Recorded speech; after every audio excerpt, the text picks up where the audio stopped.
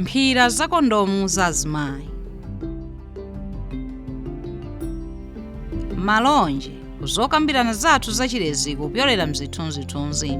Mzithunzithunzi nzakuphunzitsani za mphira ya kondomu ya amayi ndi mmene mungayigwiritsire ntchito.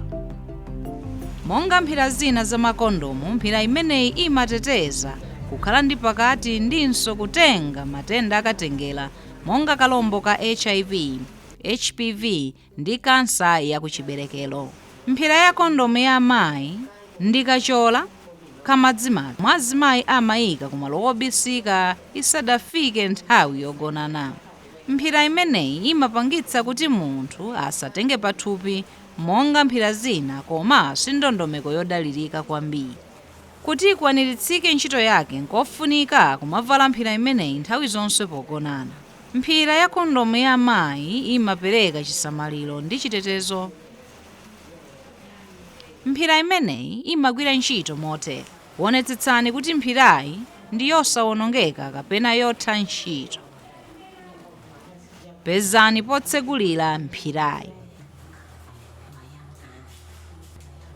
Mphirayi imaoneka motere: firikitani mbali zonse ziwiri kuti mafuta afike mbali zonse ziwiri ndi nthambo zofewa. Mbali yothera ndiyo imalowetsedwa kumalo wobisika. Wonetsetsani kuti mwavala mphira ya kondomu pomwe mwamuna sanalowetse umuna wake. Mungavale mphira maola 8 kapena kuti 8 hours musanagonane. Mphira ya kondomu ya chonchi ndi apafupi kuyigwiritsira ntchito, koma imafunika kuyilowetsa kuti izolowereke. Pali makhalidwe amene amapangitsa kuti kugwiritsa ntchito mphira ya kondomu kusavute, monga kuyimika mwendo mmodzi, kukhala chogona ndinso kugwada. Malowetsedwe a kondomu ali motere: bweretsani mbali zonse pamodzi mopsantha. Khalani motangalala ndipo lowetsani mphira ya kondomu kwa malo yanu yobisika mwakuyamba.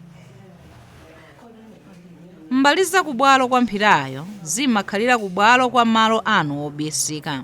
Ngakhale kuti ingaoneke njira yovuta kutsatira, ndi yoyenerera kuteteza inu ku matenda akatengera.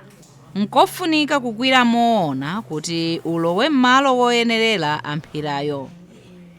Nkofunika kugwira umuna moyenerera kuti ulowe m'malo oyenerera a mphirayo. Cholinga nchakuti umuna usapite mphepete kumalo anu obisika pambuyo pakugonana pomwe mwakonzeka kuchotsa mphirayo. Tsekani kukamwa kwa mphirayo kotero kuti mphamvu ya umuna ikhalire mphiramo.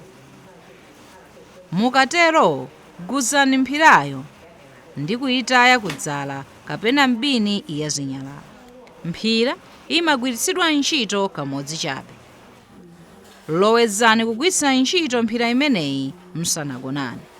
Mudzadziwa magwiritsidwe a ntchito a mphira imeneyi nthawi yake ikafika. Osagwiritsa ntchito mphira ya amuna ndi akazi pa nthawi imodzi. Wonetsetsani kuti mphira ya amayi ili pafupi nthawi zonse. Sungani mfundo izi.